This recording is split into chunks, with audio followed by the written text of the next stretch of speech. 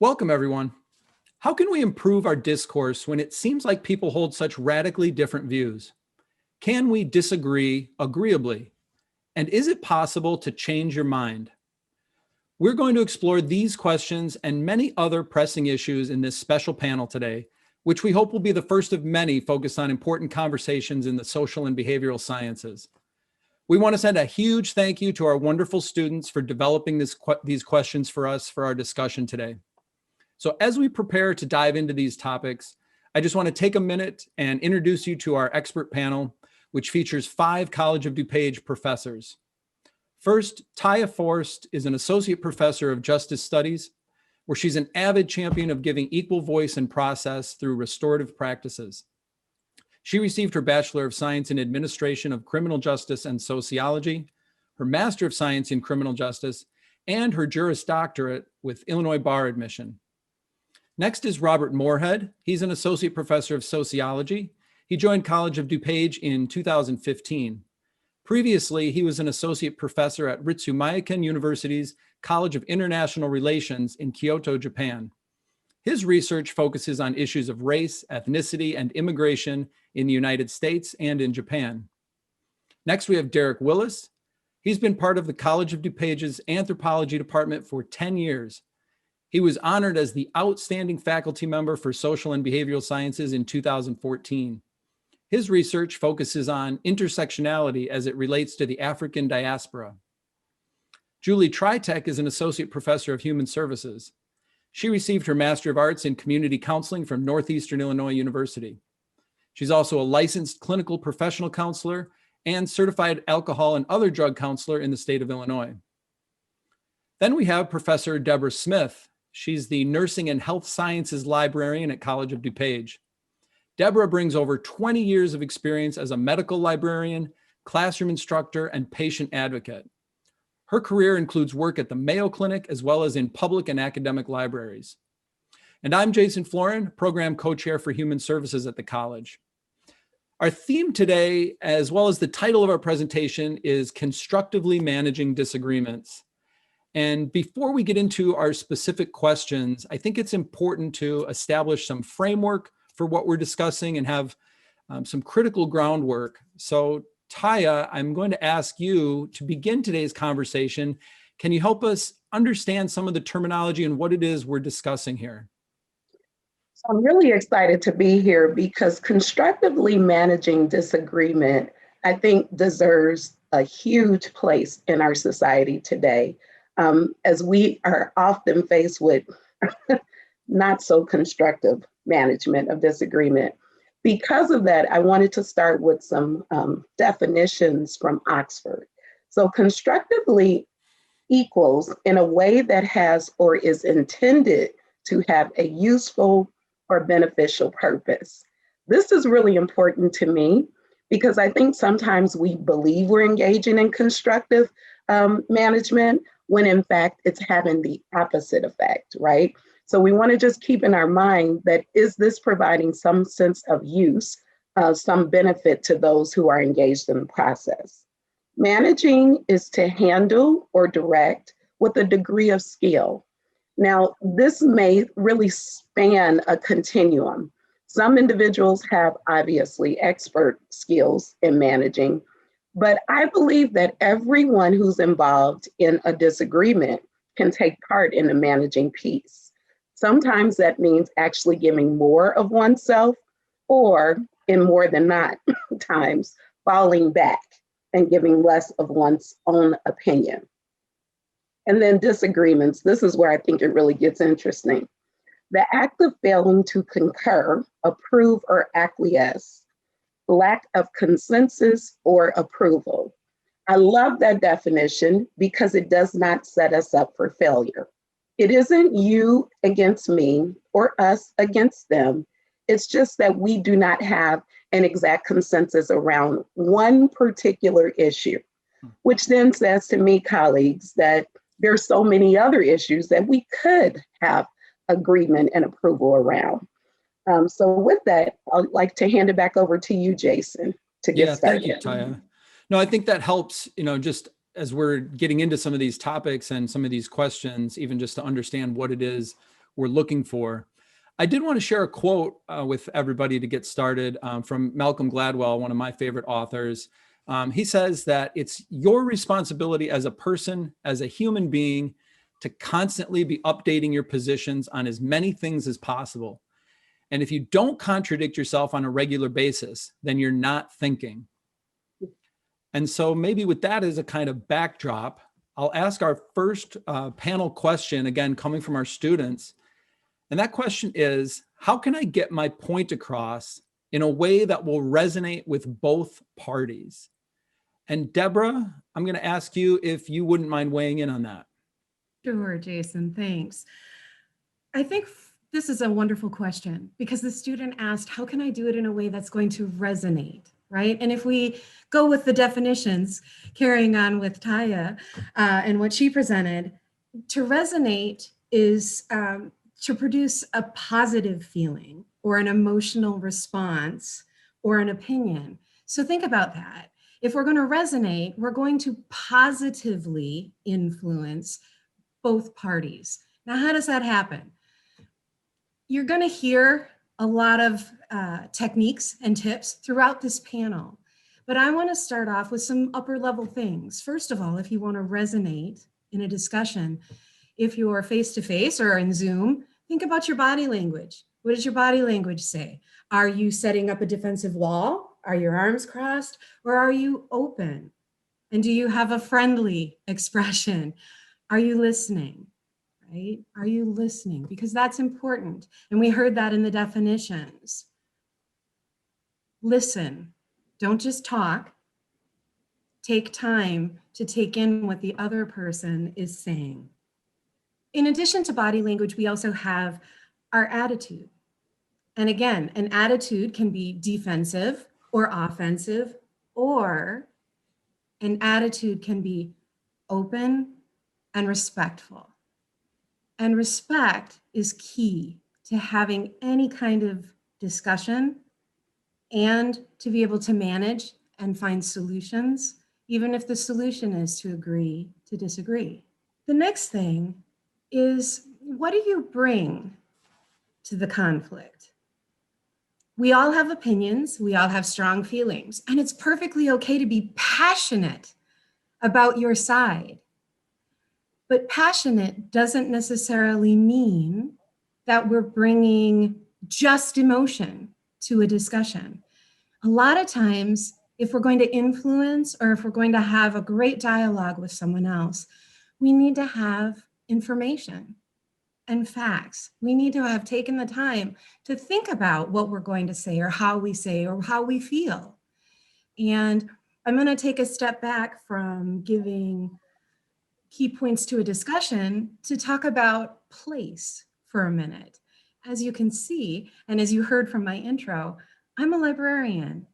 I operate from a library, a place that accepts people of any background, any religion, any race, and any belief.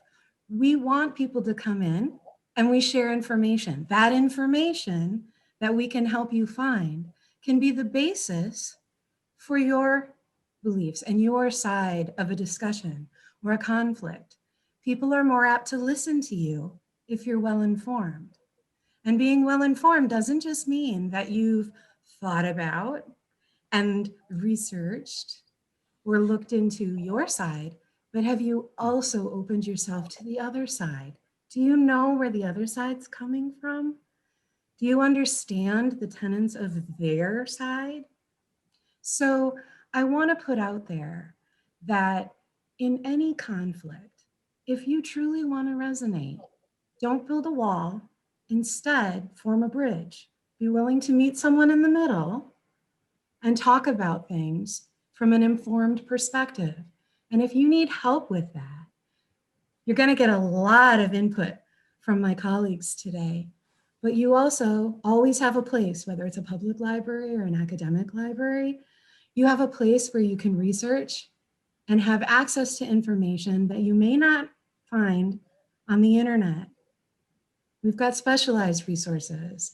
We also exist as professors in a classroom, as professors in a library, in a way to help you to critically think about information. When I say critical, I don't mean in a negative sense. I mean to be able to analyze something and really think about it from a variety of lenses.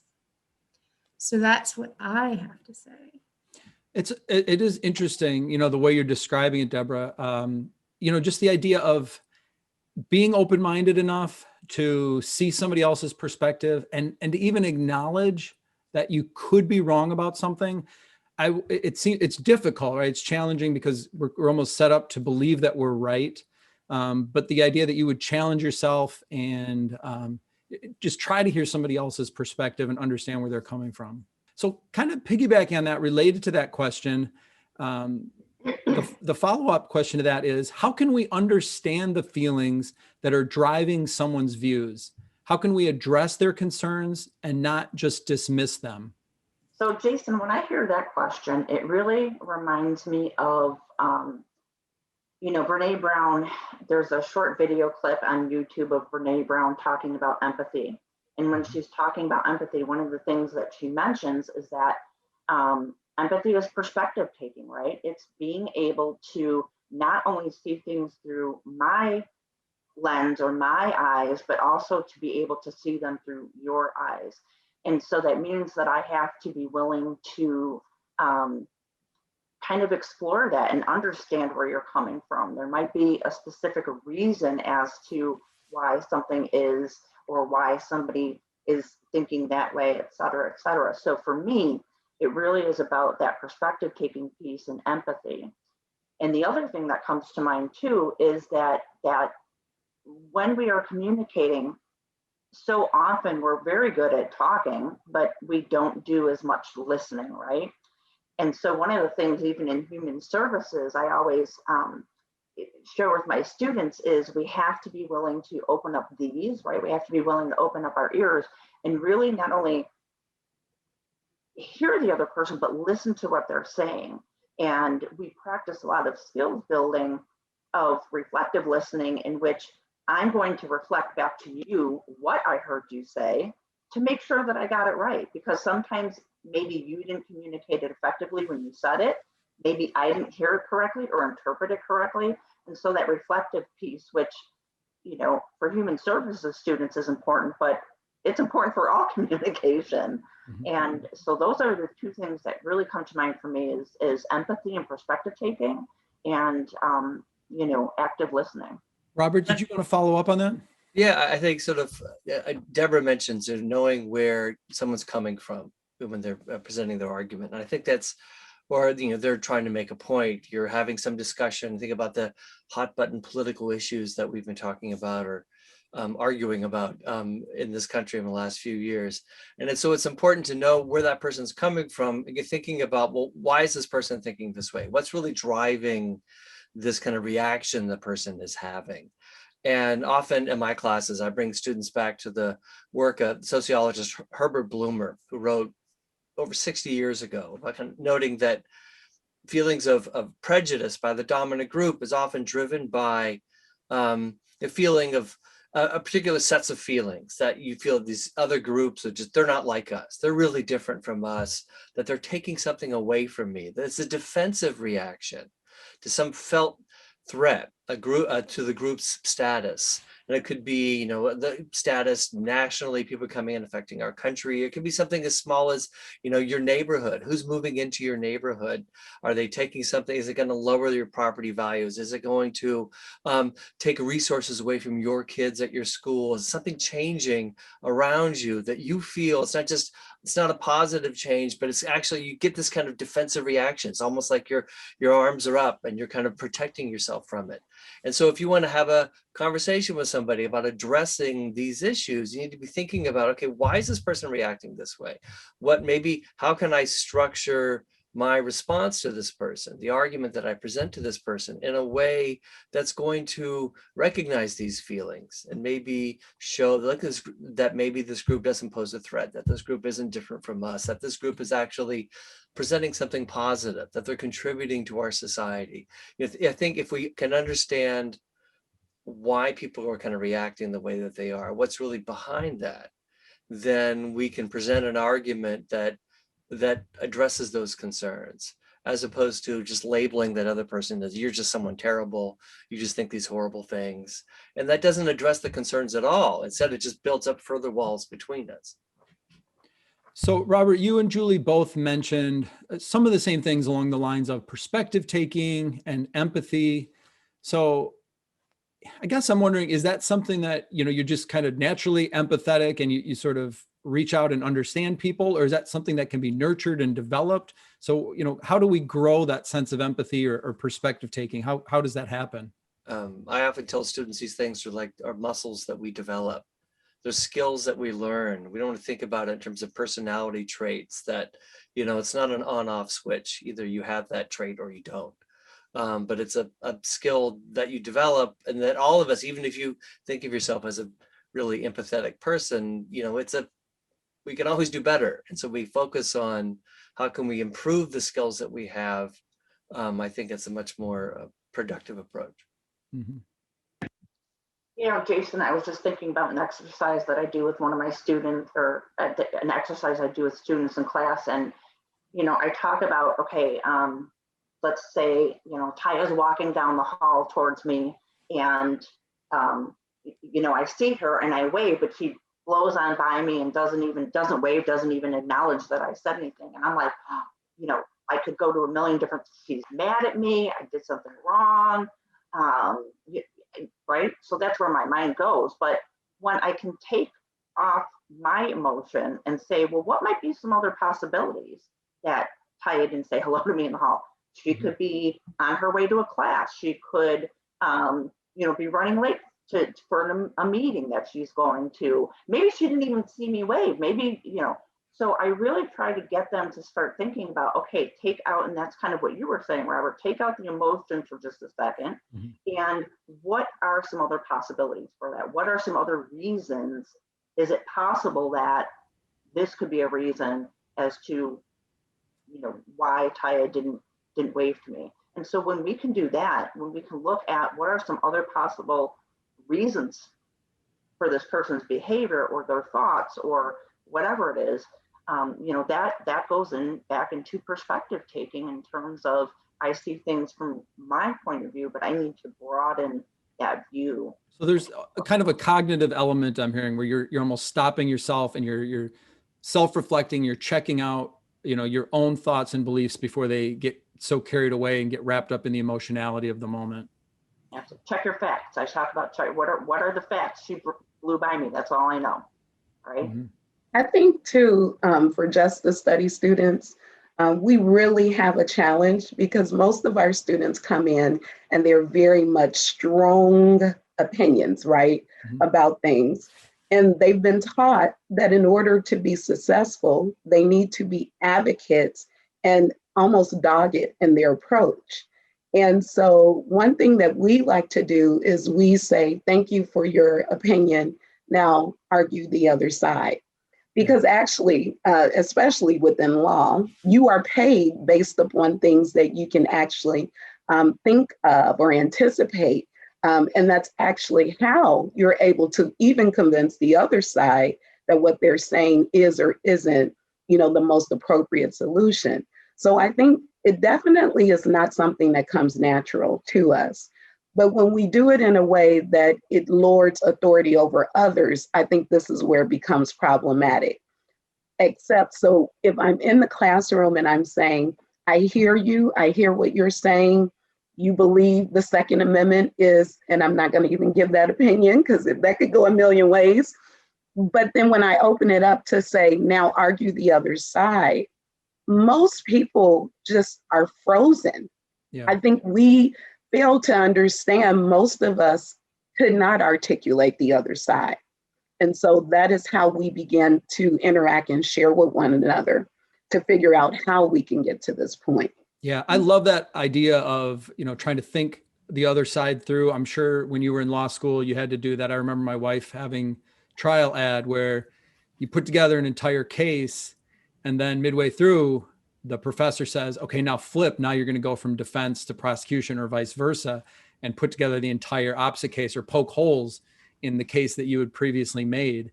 So to challenge somebody that way, like I said, it's difficult because we think we're right. So why would I even try to think of the other side if I already know what the right answer is? But it's a great exercise, I think, to try to push the boundaries of your perspective. I think another thing that I would add to that is we oftentimes have this impression that if we ask questions, if we need to learn more, that's saying that we're not intelligent or we don't already know it, right? How many people hesitate to ask directions when they lose their way? But what I like to say as a medical librarian, where I help people find information, and as a generalist, when I'm helping students explore topics for research papers, questions are the answers. If we ask questions, it shows that we're engaged. It helps with that resonating that we were talking about. And it shows that we're thinking through things. We're giving a chance to be open to something instead of saying, it is what it is. Boom, cut off, end of discussion, right? Conflict not going to be avoided. So ask questions, look at the other side, be open to the other person, but be open to your own self-knowledge and your own self-reflection, why you feel so strongly about something. How can I get both parties to understand each other when an issue occurs? Okay, yeah. In anthropology, we get our students to think about things in terms of all of us have this cultural bias. We call it ethnocentrism. We think of the world as the way I was raised and taught, that's what's natural and normal. That's ethnocentrism. And we're all guilty of this. And that's when I tell my students we're all guilty of this, it moves them beyond this idea of trying to say you're calling someone a racist or whatever, a sexist, but saying that we all have this lens of seeing the world that's biased. And we say one way to control for that is to think about things in terms of the person that you're trying to learn from. Think of it from that perspective. We call this cultural relativity. When we learn how to leave our own personal judgment out the door, our own cultural lens, and look at it through the lens of how they see what's natural and normal. So when they learn about cultural relativity, that frees them up to think of the other person's perspective. How do I get the native's point of view? So when they start doing that, they get excited learning how to think about and put themselves in somebody else's shoes. So it's showing them the empathy, but opening their mind up to there's different ways of seeing the world. And once they start thinking about that, they get really excited and they see it's a pretty cool way of taking perspectives. This is this idea of cultural relativity. But I tell them there's an exception to that. If someone is doing something and it actually violates the rights of someone else, we don't have to use cultural relativity because human rights trumps cultural relativity. But if I'm not hurting someone and I do things differently, who are we to judge them and say this is somehow negative or wrong, right? So showing them how to move away from that way of seeing the world through an ethnocentric lens. Yeah. That term, you brought up the term racism. Yeah. And it's a term, so most people will acknowledge that racism exists in society, but nobody ever wants to be called a racist. And using that word certainly brings up a lot of kind of feelings and conflict when that happens. Is there a different terminology we can use? Do we simply need to acknowledge that racism exists, but nobody's going to bear responsibility for being racist? How do we navigate that kind of path? Yeah, you're right, Jason. Today we say racism may exist, but you can have racism without people being overt racist. Think like microaggressions. I show my students a lesson when I was at Wayne State University back in Detroit, and I was teaching a class. I came into the computer lab on a Saturday, and I had my blue jeans on and gym shoes. Two young white male students came by the door, and they saw me, and they asked me, "Where do you keep the cleaning supplies?" And I explained to them, I wouldn't know. I'm not the janitor. And they said, okay, sorry. So them assuming I was the janitor, I told my students that didn't make them overt racist. That assumption itself was racist, but that didn't make them racist. It was a microaggression, and it was implicit bias. It didn't, yeah, so there's a difference. And then when you know, they apologized and they moved on. So people can have racist assumptions, thoughts, but that doesn't make them overt racist. Now, if I tell you something and you continue to show me a certain disregard, like I refuse to call the black guy Dr. Willis or something like that, or Professor Willis, I'll only say something else, try to call you by your first name, or I refuse to acknowledge you that way, but I'll tell a white professor, I'll call him doctor or whatever, professor. Well, now I'm manifesting something that might show the intent might be, it's based on what your intent is, but whether you have intent or not, you can be doing something that's racist, right? And so, yeah, making those type of distinctions. And if I tell my students, if your intent is not to be a racist, when someone corrects you and they let you know how that's offensive, then you stop the behavior. You know, I don't take offense. I had a student that was, he was telling me he told me he was in a summer school and he said he hadn't had much sleep the night before. He was Mexican American. And I said, oh, I said, everybody's watching soccer these days. Maybe you watched the World Cup match. And he said, oh, you assume because I'm Mexican, we all watch soccer. And I said, oh, man, no, I didn't mean it that way. My fault.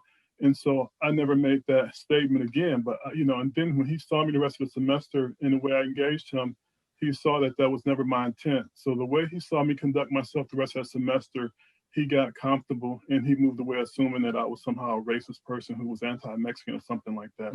So again, you don't take offense when someone else tells you they took offense to something you said. You just stop the behavior and you move on, And I think that's the way we can, deal with racism today.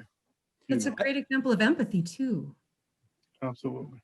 Yeah. And I appreciate you sharing those stories. I think sometimes we're hesitant to acknowledge when we've had mistakes like that, or when we've, said the wrong things, or we've revealed our own stereotypes, which we all carry with us. But, we're also human beings. And so I think acknowledging that and being vulnerable like that is a huge step toward modeling what we're talking about here.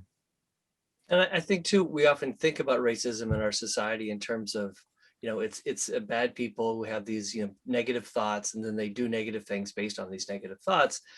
We individualize it instead of thinking of racism as something that's like, I tell students racism's like air pollution. We breathe it in whether we want to or not.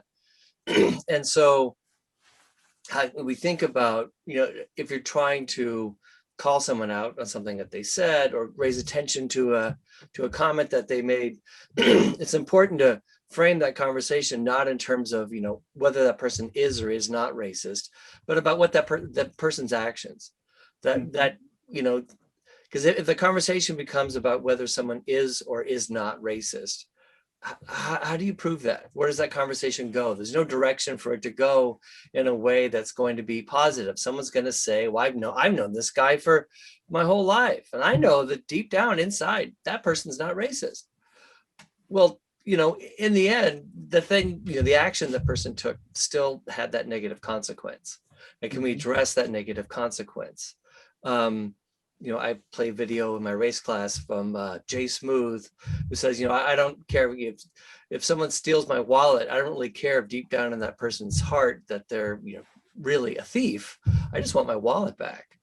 And so how can we, look at this thing that you did, this thing that you said had this negative impact, and not try to make it a conversation where you're debating the contents of someone's soul. Yeah. Yeah, sometimes the way we engage those conversations essentially sets it up to be an impossible, there's no good outcome there, like you said. I just wanted to piggyback 1 second, Jason. I think it's important that we know, you brought up the R word, so here it is. But when we use that word, it is almost like we are really saying, I no longer want to hear from you. It has the effect of essentially shutting someone down. It doesn't really matter whether they are or they aren't.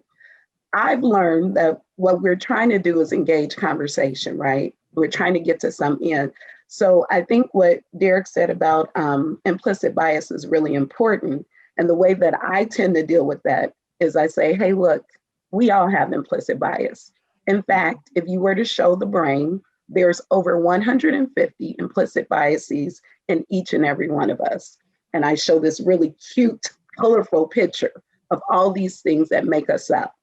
That means that we are all invested in implicit bias, which now means which one of those will actually come through on a daily basis. So I think what ends up happening is that gives people a moment to breathe, and now they're listening to what you're saying. And so then I invite them on how unconscious bias, right? It's on our unconscious attitudes and beliefs that leads to these other things and how we can direct that. But we're doing it as a we, not as a them, not as a you, but as a we, because we all have them. And later on, if we get to it, I'll discuss it. But there are 150. Social psychologists have definitely said that. I believe that. So I tend to tell students, even if you're able to look at 4 or 5 and get those under wraps, just think of how many more we all need to do. So Derek, I loved your example because that's an educating the educator. We are there as learners as well. And so we look to our students to point us in directions for things we don't understand or know. I do a check-in with students about food. And so they're expressing their favorite foods. A lot of the foods I've never heard of. I do not hesitate in saying, I've never heard of that.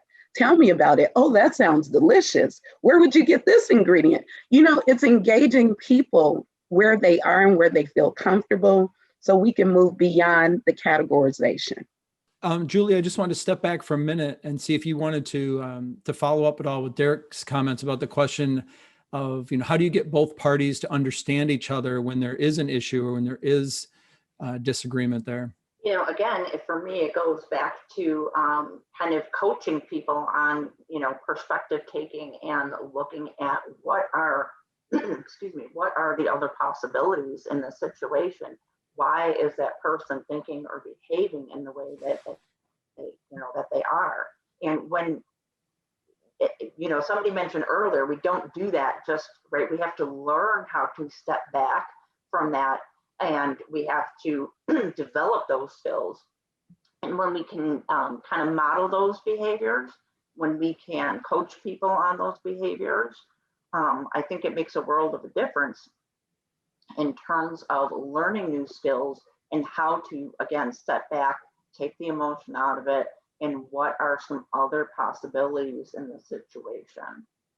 So, Taya, let's say that you do practice empathy, you are listening to somebody, you're trying to appreciate their perspective, and you're respecting that person, but the response from them is insulting right back to you. How can you manage that kind of disagreement when you're being respectful, but the other person isn't showing you the same respect? I think first it's really important to know that we cannot control people's reactions. I cannot control how Derek responds to something that I say. What I can control is my then response to his reaction. And so I think that a lot of times what we say is, you made me say that, you had me to do this, right? And so it's really taking away sort of that self-responsibility. So in Derek's example, he allowed the student to really walk him through how to be respectful in that space, right? But he could have not done that. I mean, that was an option as well. But then we're telling students to do something we're not modeling. So it's really important that we kind of get a hold of what issues and what challenges we have as educators so that we're able to really create that inclusivity within our classroom. One wonderful tool that you can use is restorative practices. And restorative practices really just gives everyone in the room an equal voice to a fair process. So you can do that several ways. Deborah, you'll love this, right? You can do it with your body language. You can do it where you set up the room in a visual circle because you're able to look into the eyes of someone. So Robert and I don't always agree on everything, but I still respect him because as he's speaking, I am listening, right? The old adage of you have one of these and two of these. I don't know if you guys remember that, but I'm actually hearing him and now I'm listening and now I implement what Julie said and I say it back and more than likely Robert will say, no, that's not what I meant. And so at that point, I have to, again, have myself, right, respond to his reaction. And so there's a consistent dialogue where you're trying to help yourself remain open. I think in a lot of instances, when things get really heated, it escalates quickly because one individual is not willing to allow the disagreement within the community, right, to be some piece of education and not some point where we are completely now waging war against one another. And so restorative practices really works to restore relationships, harms, challenges, thoughts. It goes across all kinds of disciplines, human services, justice studies, biological sciences. Really, all of these entities are using it. And you say, well, Taya, you're from justice studies. Why aren't law enforcement agencies using it? Yes, they are. I'm creating and have created curriculum for them. And they are interested because you see, everyone in the world is looking for what can we do to dial this back. We've went too far, right? So restorative practices gives us that tool. And I think also what it does is it helps us interrupt those spaces where you feel like disrespect has occurred. It helps you reset, right? Rethink where you're at. And what I like to say is not imagine yourself with someone else's family. I have a blank in my family. That's what we like to say, or I'm friends with blank. And so that makes me not that. But I would like to say, I like to invite, this is what I hear when I hear from people of this particular group. That doesn't mean I adopt it, but at least, Robert, I'm hearing them. And so there's some space, Jason, for us to come back to a place where we can say, I didn't understand, I don't understand, but I'm willing to try. So you really can only control your response. And Jason, actually, that's a deed in and of itself, to consistently work on one's response. Do we always get it right? No, but we should always strive to, I think. And I think I like this idea of a kind of reset, or at least a pause button, because it does escalate very quickly, both individual encounters, but societally, I think there's that feeling that our dialogue just keeps escalating and it needs a pause or a reset at some point. And I think it's really important that when these things happen and when we own it, or when we keep working on something, that we're kind to ourselves, because it's not easy. It doesn't get easier as we practice. It's something that's always ongoing. We're not going to be perfect, but we don't have to be. We just have to own where we're at and be authentic about it. And as so many of the panelists have said, if we make a mistake, or if what we do, even with the best of intentions, is perceived in a negative light by someone else, then we apologize and we don't do it again, or we try not to, and we learn and we grow and we move forward. Because I think people get that intent. If you really, truly own something and strive to make a change, then that resonates with the other person. Derek, I'm going to turn to you again for our next question, which is, how do you confront the conflict? Okay, confronting conflict. Well, I use this idea of, empiric-based or fact-based, arguments. If you're going to talk about something, I want my students to say, what are the facts, based on not just how I feel, but what are the facts? Because we get all this innovation from dealing with facts. And so that's one way I deal with conflict, is to get my students to look at what are the facts versus what am I feeling, because feeling and biases is one thing, but what are the facts? And that's an important foundation. Conflict is a big part of our growth too. I want my students to understand that just because you have a conflict with something, we should not, be afraid to deal with that or to confront it, and often not head on, but just speaking out, and looking at both sides of the conflict, and so, yeah, I get my students to think about things like that. Think about what Patrick Moynihan once said. He said, we're all entitled to our own opinions, but we're not entitled to our own facts. And for democracy to work, we have to all be willing to agree upon a certain set of facts. And if we do that, we have a foundation from which we can really make progress. But when we want to cherry pick facts and the facts don't quite line up with us, we want to dismiss them. That cannot be tolerated in the classroom. No professor will tolerate that, right? I tell my students, if I try to give you an education and you come to school to take my class and all I'm giving you is a bunch of my feelings, you're not going to be able to get a job based on that skill set I just gave you. But if I show you how to do critical thinking and deal with fact-based, it's those skill sets that when you get the associate's degree from the College of DuPage, it stands for something, so facts matter, science, innovation, it all comes from dealing with facts. And so that's how I tell my students to deal with how you deal with conflict is let's look at what are the facts. Yeah. I think in some ways you're describing the ideals of higher education, right? Of what we want college and university life to be. That although there may be a perception by some that it's like a place where people go and get brainwashed, to certain political ideals, it should actually be the opposite. It should be a place where we have those open dialogues. We can be in conflict with one another, but still have it be constructive. And we're promoting an opportunity to share those ideas, but to also research them, to get the facts, like you're saying, and to come to a true understanding.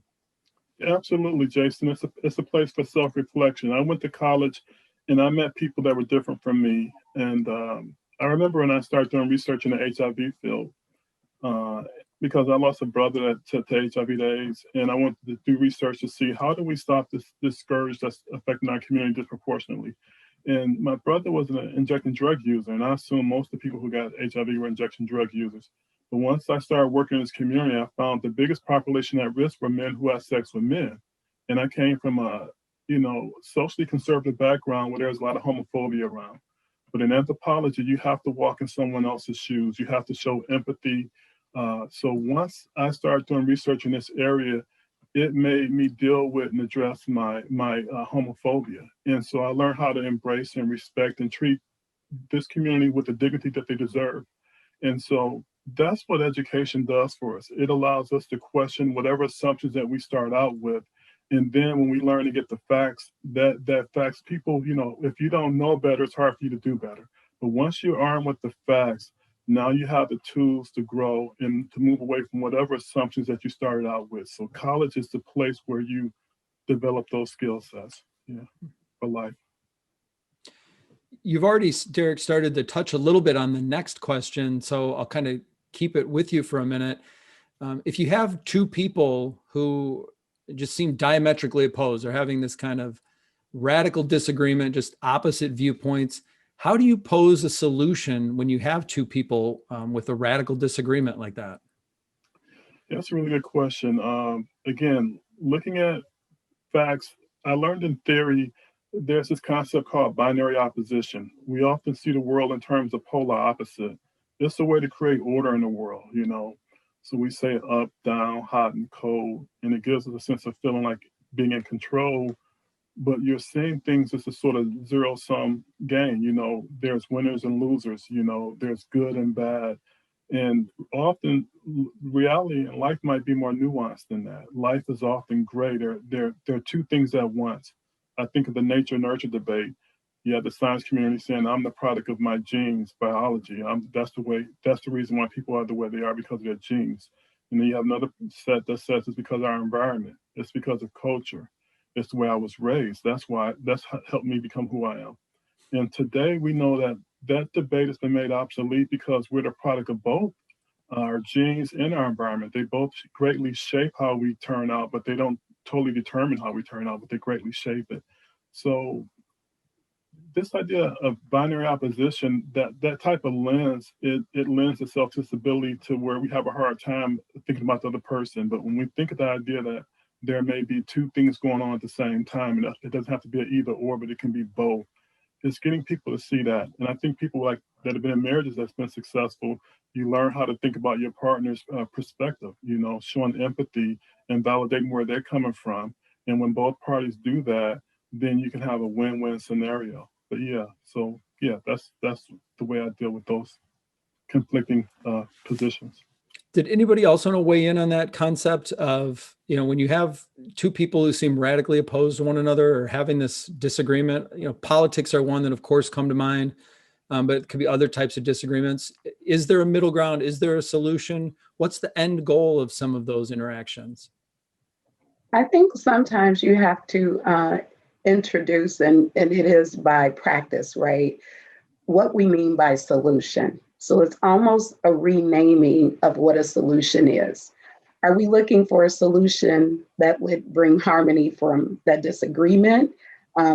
Usually when people are so opposed, it's difficult to speak to them in a way that can provide some sort of harmony right there together.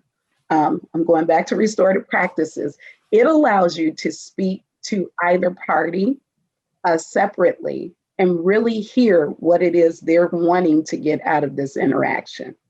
So if I spoke to the one side and they said, they're not even listening to me, what I'm really saying is X. And you speak to the other side and they say, I really don't want them to hear me. I just want them to know that these are the options. Then you can bring them back together and you can now create an agreed solution.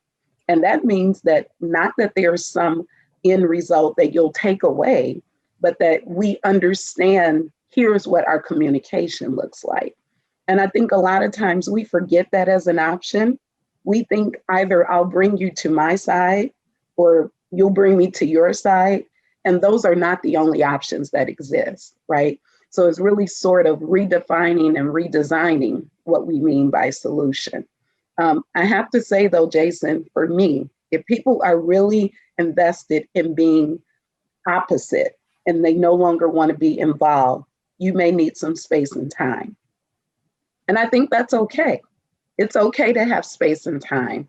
We won't have nice, wonderful little packages in bowls every time in these types of things. But to Derek's point, that's the whole point of education and being on this journey.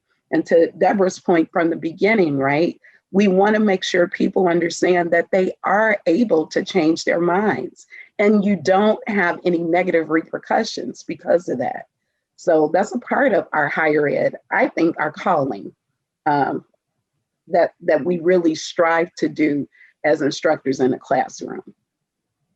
And I think, like you said, when you're in the heat of the moment, a lot of times your mind's not in a place necessarily to change or to be adaptable. You need that break. You need that separation, that kind of retreat to reflect and come to a place where you can, whether it's changing your mind, or whether it's even just being willing to re-engage with the person, you often need that space.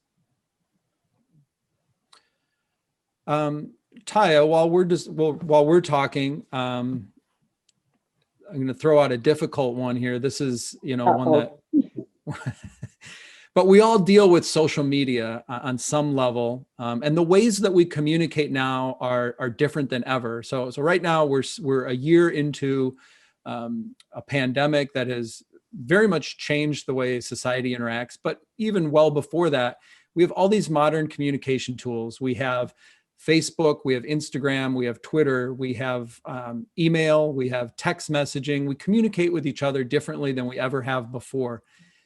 How does our modern communication affect these disagreements and these interactions?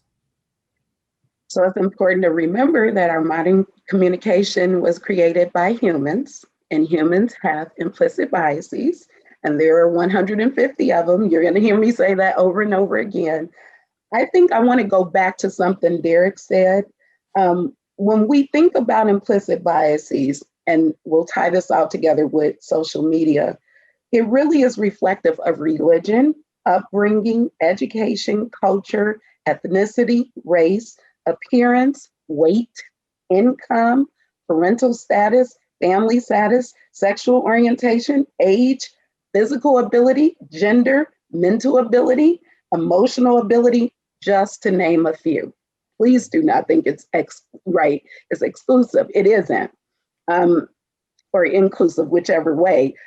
But what we have to recognize is we are a composite of all of these different backgrounds. And we believe that when we go to social media, for example, just to do a simple search, If I'm doing a search on what's the nearest restaurant, right?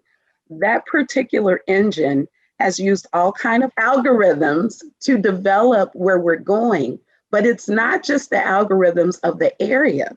It's the algorithms of what I placed into my search engine before here. So my search engine would know that I'm a little bit biased to Thai, but I don't like Chinese food. My algorithm would know I like a certain kind of barbecue, right? So what will it spit back out to me? Really what I've already input. So this is a lot of what we see within social media, right? So I'm doing these things, and if you haven't seen it, The Social Dilemma, you should, because The Social Dilemma was eye-opening for me. It hit all of our heavy hitters, right? Twitter and Facebook, to name a few. I do not engage in social media. I think social media has taken the social out of the social media in a lot of ways. And it's interesting, the director of this particular documentary said he no longer engages as well because he spent 2 years with the people who created all of these things, the like button, the dislike button, all of these things. And they now say that they feel like they have destroyed people's free thinking. They have destroyed people's ability to critically think. Because why? They're creating all of these silos. They're consistently re-engaging you with things you've already said, making you believe that this is the entire world. It's almost an alternate reality, right? May not be alternative facts, Derek, but it's definitely an alternate reality. And now this is how you're responding to people who present things that are adverse to what your thoughts are. So I think social media really plays a great part in it. I also believe, though, that there are ways to interrupt it if you have to use it. And I believe most of us have to use some form of a search engine or so on and so forth. So you should recognize your own implicit bias. There are 150 of them. And then you should recognize that we have to interrupt things when we see it.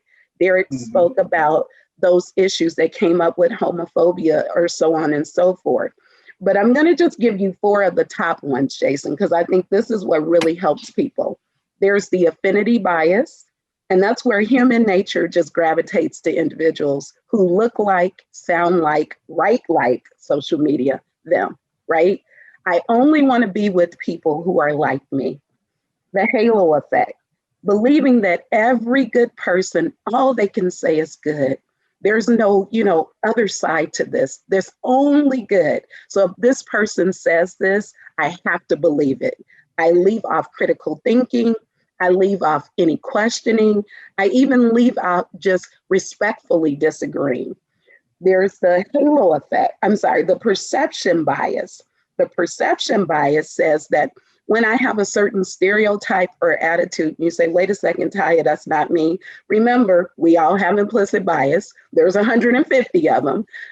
When I have a certain stereotype or attitude, how can I interrupt that to not put that on each and every person I meet who meets those needs, those qualifications, those challenges? Confirmation bias. That's just, I knew that person was like that. And everything that you find with that person confirms what you already believe incorrectly. And then groupthink. This by far, and I'm going to shut up, this by far is my, I think my biggest pet peeve. I think it's done way more than what we care to admit. In situations, I'll speak for myself. Have you ever been involved? I call it the middle school mentality, where if one person likes someone, everybody likes someone. But if one person doesn't like someone, no one likes someone. So it's these extreme views. And now what we have to do is be willing and be empowered to step up and say, could there be another point to this? That's difficult when we're doing it within our group that we already like, that's already like us. How do we break out of that? I think that's the real challenge when it comes to social media, because obviously I'm going to get pictures that I like, I'm getting articles that I like, and I'm spitting news that I like. By the way, unfortunately, social media helps spread fake news 6 times faster than real news. So that's a whole nother story, Jason. I'm sure you're not asking about, but I think it plays into how it then shapes this disagreement and those opposites that we speak of. Yeah. Well, like you said, with the affinity bias, so you're seeking out things that are like you and maybe you feel naturally more comfortable with. And then you also now have machines that are developing systems so that it feeds you back that exactly what you like, and either puts up ads or puts up links or groups that you can join that are more in line with those beliefs, and that kind of feeds on itself and becomes its own monster. Yeah, I want to piggyback on what she's saying. I tell my students, if they look at the media, for news, go to PBS, because you can trust what's being told there. It's more balanced. And then you can see how there's certain biases. Maybe MSNBC might be biased a little bit on the liberal side, and CNN, but Fox, you have things that are not just being biased, but it's not even news. They're not dealing with facts at all. So showing my students how to be able to discern things like that, show them how to move beyond the politics. It's not about if you're liberal or if you're conservative. I tell them there's people like John McCain and what he represented. He was a Republican, but he was a hero, and he was a true patriot. But getting my students to not think of just because your political affiliation, you're automatically one thing or another, but showing them how to look at people, look at the whole picture is real important. But the media has certain bias. Just the other day, President Biden gave a news conference, and there was no question being posed about the pandemic. The thing that most people are concerned about, there wasn't one question posed to him by the media about the pandemic, the one thing that's really costing us. So yeah, there's bias in the media all the time. Yeah. I think it's important that when individuals are seeking out information, I'm not going to say that searching the internet is wrong or it's bad. But we do need to acknowledge what Taya was talking to us about. We do need to acknowledge that there are systems in place behind the scenes that are influencing the results that you're going to find. Mm-hmm. And when you search something that has contributors from all different levels, truthful, untruthful, biased, unbiased, sure, you're going to find what your initial hypothesis was or what your initial thought was. You're going to find something that agrees with you. But do you take the time to think critically about it, to find out whether there's actually truth to the information?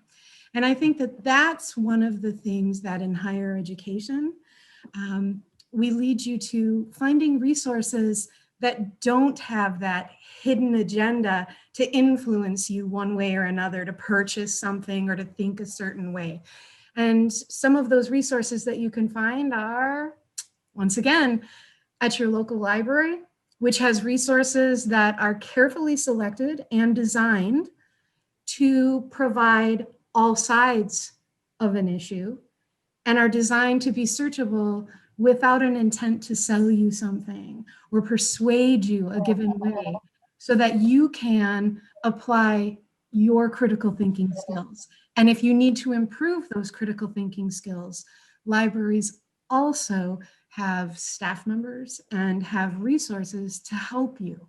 Because remember, a library is designed, whether it's public or academic, it's designed to have information that supports all of the divisions and all of the programs you see represented here today, as well as science and health and any other angle or perspective that you can think of. Someone once described the internet to me as the world's largest bathroom wall. Anybody can kind of put anything they want on it, and a lot of it's just, terrible content. I would imagine, Deborah, as a librarian, the internet has been both the greatest and the most terrible invention of your lifetime, that it brings, instant access to, everything that human beings have done. And at the same time, it also brings all of this misinformation and chaos. And I think because it's so fast, because it's so easy, that we take what we get in the first 2 seconds or 0.2 seconds of a result. And we run with that. And what we need to do is actually what we need to do when we're having a conversation or having a disagreement is we need to take a moment. We need to step back and we need to hear, but then we need to think about that and we need to question it and we need to research it a little further. And that ties into what we were talking about just a minute ago, where sometimes it's okay to step back and take a time out or to say, you know, this is really heated or there's a lot of emotion here. And I think that what we're talking about is important. I think maybe we need a cooling out period. I know I need that sometimes in an intellectual discussion, in a classroom situation, but I also need that in my married life, in my interactions with friends, in my interactions with my child, right? It's human nature. It's okay to get upset. And it doesn't have to be I need to win right now. It doesn't, and what win looks like, right, is debatable too. It's okay to step back and to acknowledge both parties, the feelings that both parties have. Take a break, look things up, think about them critically, find some facts, self-reflect a little bit and figure out why you knee-jerked and why you had that strong emotion. And then come back when you're at a calmer place and hopefully the other party is at that same place, and then discuss and be open and honest and own where you're at and move forward. It's possible. We're just not used to it. And we don't see that on TV, right? We see people butting heads and pounding on each other, you know, into submission in many cases. And a win looks like you've overcome, you've decimated the other side. That's also negative. That's not constructive, right? If something's truly constructive, it means that both parties feel that they've won something, or that they've been heard, or that there's a mutual understanding. And they're not carried off the field. They walk off the field and they shake hands when they do it. Or in the time of COVID, they bump elbows. But you know what I mean, right? Constructive means positive for both sides. And that again ties back to that first question, resonating. Positive emotion, positive opinion, positive feelings between both parties. Deborah, that actually segues perfectly into what will be kind of our last wrap-up question. And I'd love to hear from each panel member on this. If they could share kind of a takeaway for everybody watching, a kind of piece that would be useful going forward. When we're thinking about these interactions, is it possible for both sides to walk away satisfied? How do we get to a win-win place? What would be kind of one key theme or one key concept that you'd want people to take away from this panel today? I'll step forward.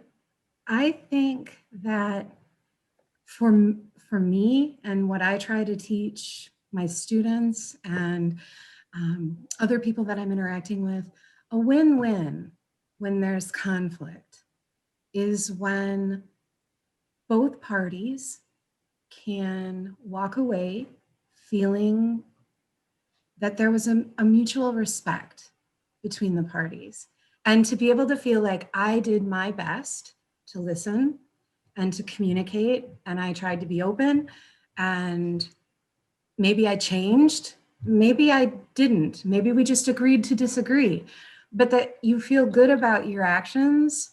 And as Taya said, you can only control yourself. You can't control where someone else was, but you can walk away feeling like, hey, I did my best in that situation. I learned something. And hopefully that other person feels the same too. I guess I'd Go ahead, say Robert. it'd be some kind of situation that affirms our common humanity. We've talked a bit about racism, for example, and it's you wonder, okay, is one side not racist, the other side is racist, and those terms are already really problematic, but we're not in a situation where we're debating someone else's humanity, whether someone else is a full member of our society, a full human being, you know, equal to others. That isn't something that's debatable. And so can we reframe the discussion, redirect the discussion in a way that serves to reaffirm, I think, our common humanity, and away from discussions of, well, okay, maybe one side says this person is fully human and a member of our society, and the other side says they're not, they don't belong here. I don't see a middle ground. If that's the way the discussion is framed, I don't see a middle ground. Well, they're sort of human and they can kind of belong here is not acceptable. But one in which we're affirming, the value of each human being. Yeah. Thanks, Robert. Yeah, can I piggyback on Robert? Please. Yeah, I totally agree 100% with Robert there. I like for my students to take away that we can affirm our common humanity. And once we get to that point, I feel like our work is done here when we can see the common humanity. And by doing that, it's so important to understand I'm not diminished by that. If anything, it expands me, expands my consciousness, and my whole quality of life goes up when I acknowledge the common shared humanity I have with different people. So again, I don't lose anything by showing respect to someone, regardless of whatever their ethnicity, their religion, their sexual orientation. I lose nothing from that, but I actually gain from that experience. And so when I get my students to understand that, I feel like my work is done, Yeah, definitely. Thank you, Derek. For me, Jason, it's really, again, goes back to skills building, right? Be willing to step back, be willing to see others' perspectives. Deborah, one thing that you were talking about reminded me of kind of processing, right? It doesn't even have to be that the conversation is getting heated, but maybe I need to just kind of sit with what you said for a minute and kind of process it and then come back and discuss later. So it's learning those skills and remembering to use them over and over again, but be willing to be a little bit open-minded, be willing to hear others' perspectives, and be willing to communicate as authentically and as genuinely as possible. Thanks, Julie. So I would just remind us that people actually gain money off of confusion and division and divisiveness. That is, in most instances, that's what ratings are. So we have to kind of tune our mind into our natural inclination to be destructive and put in some interrupters to say, I'm going to make a conscious effort, an intentional effort to be constructive and benefit the next person. Is this going to benefit the next person? I mean, whichever way you get there, will this benefit you? If this can benefit you, then as Derek said, it's already benefiting me, right? Because this isn't you win and then I don't win. It's we all win. So I think if we could come to some area, and it's not just what I think, it's what is being reflected back to me from you, Julie. What are you actually saying benefits you? And how can I invest in that piece of the process? Thank you, Taya. And I just want to wrap up today by thanking all of the panel members. This is a great discussion. Really, I feel like this is just the introduction to several other discussions that we can have around these topics. I also want to thank the students who sent in these questions to give us food for thought and give us this opportunity to have the dialogue today. Just to go back to the Gladwell quote, for those of you who've watched, I hope you do take it as an opportunity to challenge yourself, to be updating your own positions, your own views, contradicting yourself at times, even though it's difficult to do, and to take a constructive view of the interactions you have with other people, even though it's not always going to work out exactly the way you want. But I hope you feel encouraged and supported by the faculty here at College of DuPage to engage in those kind of discussions and those conversations. So thank you all again for watching. We appreciate it.